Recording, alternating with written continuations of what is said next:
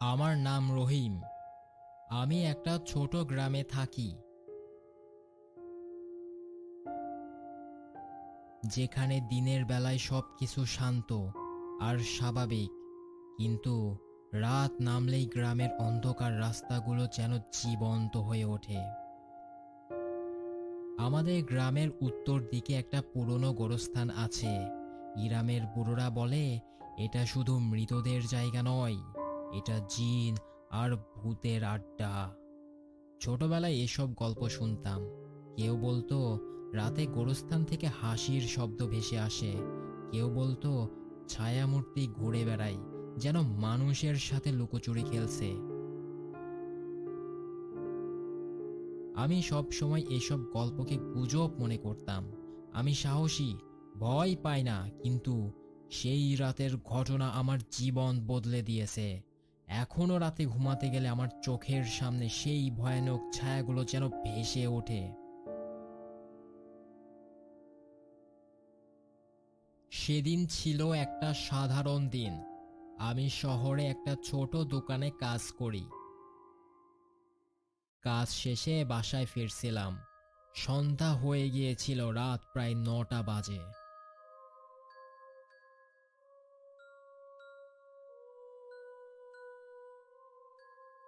গ্রামের রাস্তায় হাঁটছি, চারিদিকে অন্ধকার, শুধু চাঁদের আলো রাস্তায় পড়ে একটা ফ্যাকাশে আলো ছড়াচ্ছিল। গোরস্থানটা গ্রামের উত্তর দিকে, তার পাশে একটা বিল। বিলের জল সবসময় কালো মনে হয়, যেন সেখানে কোনো অন্ধকার শক্তি লুকিয়ে আছে।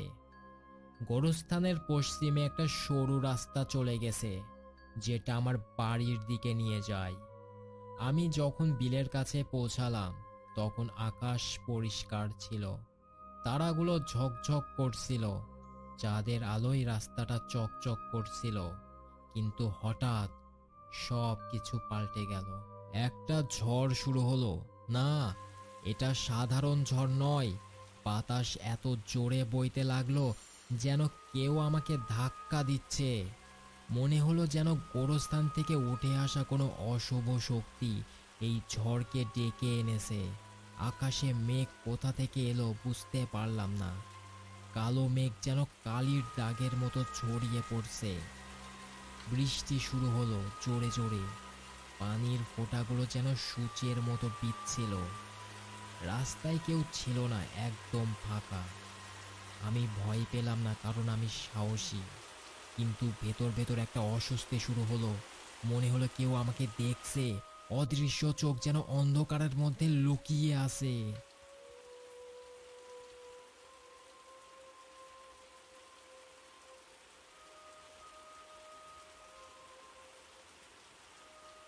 আমি গোরস্থানের সীমানা দেওয়া পাঁচিলের সাথে ঘেঁষে দাঁড়ালাম, যাতে বৃষ্টিতে না ভিজি। পাঁচিলটা পুরনো, কোথাও কোথাও ভাঙা, তার পেছনে গোরস্থানের অন্ধকার ছড়িয়ে আছে। আমি দাঁড়িয়ে আছি। হঠাৎ গোরস্থানের ভেতর থেকে শব্দ ভেসে এলো। প্রথমে মনে হলো বাঁশের মট মট কট কট শব্দ। গোরস্থানের অনেক বাঁশের ঝাড় আছে, কিন্তু এটা সাধারণ শব্দ নয়।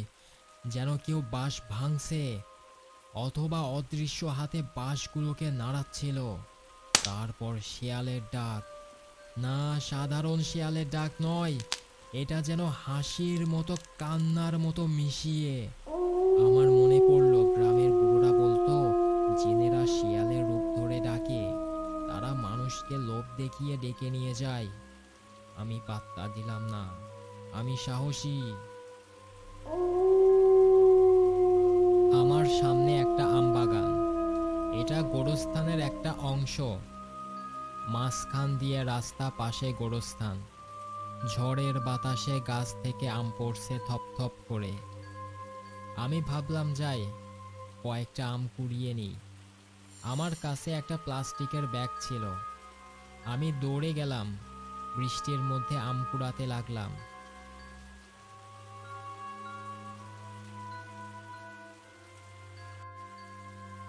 ব্যাগ ভরতে লাগলাম।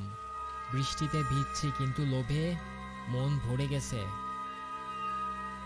আমগুলো দেখে মনে হচ্ছিল যেন রক্তের ফোঁটার মতো, কিন্তু আমি তখনও পাত্তা দিই নাই।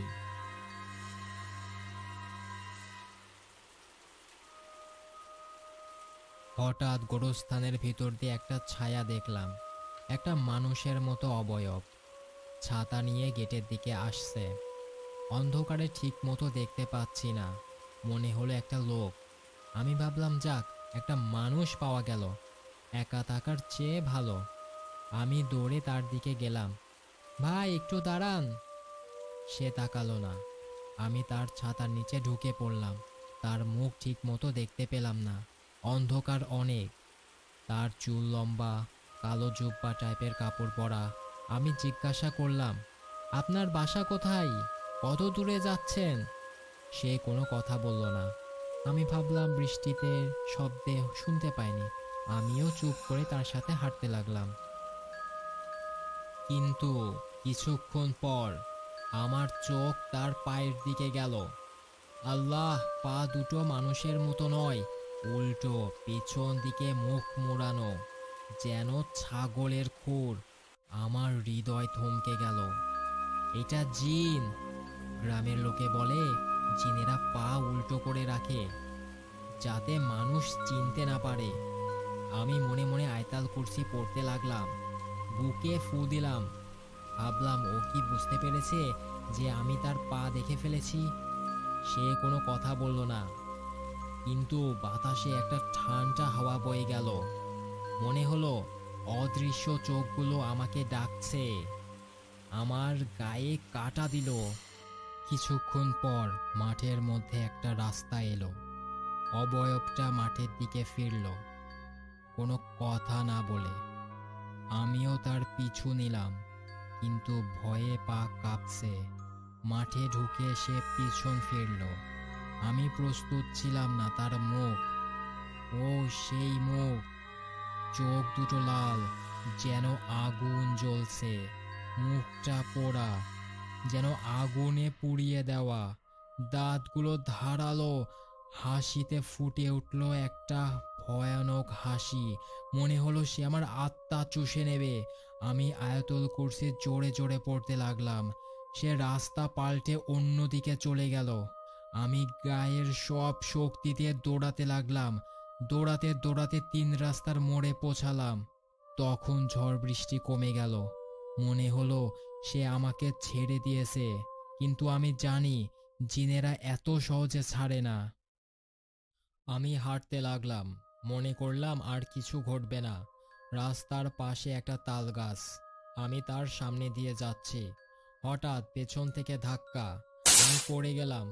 উঠে দেখি কেউ নেই, কিন্তু বাতাসে একটা ফিস ফিস শব্দ। আমার সাথে আয়, যেন কেউ কানে বলছে।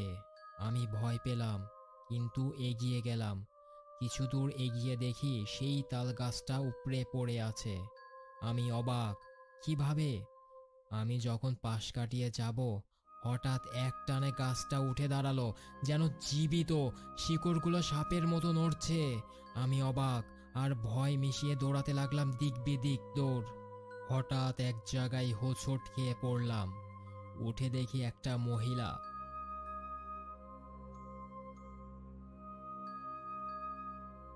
মহিলার মুখটা ভয়ানক, পোড়া রক্ত ঝরছে। চোখগুলো সাদা, যেন অন্ধ, কিন্তু আমাকে দেখছে। সে হাসলো, দাঁতগুলো কালো। আজ তোকে মারবো, বলল সে, কণ্ঠটা যেন গোরস্থান থেকে উঠে আসা। আমি আয়াতুল কুরসি পড়ছি, আল্লাহর কাছে সাহায্য চাইছি। সে আমার দিকে এগোচ্ছে হাত বাড়িয়ে। রাস্তার পাশে পুকুর। হঠাৎ পুকুর থেকে দড়ি বেরিয়ে এলো। সেগুলো মহিলাকে পেঁচিয়ে পানিতে টেনে নিয়ে গেল। আমি ভয়ে অজ্ঞান হয়ে গেলাম। হঠাৎ পেছন থেকে ডাক, বাবা! আমি তাকালাম, একটা হুজুর, চেহারা সুন্দর, দাড়ি, টুপি, তসবি। আমি শান্তি অনুভব করলাম। তাকে সব বললাম। তিনি বললেন, খারাপ জিনেরা আছে যারা ভয় দেখায়, আল্লাহর নাম নাও।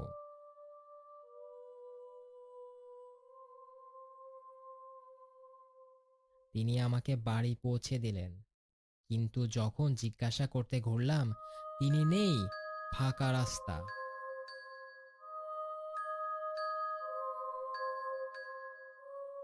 বাড়ি পৌঁছে দেখি কোনো বৃষ্টি হয়নি, আমগুলোও নেই, গায়ে পানিও নেই।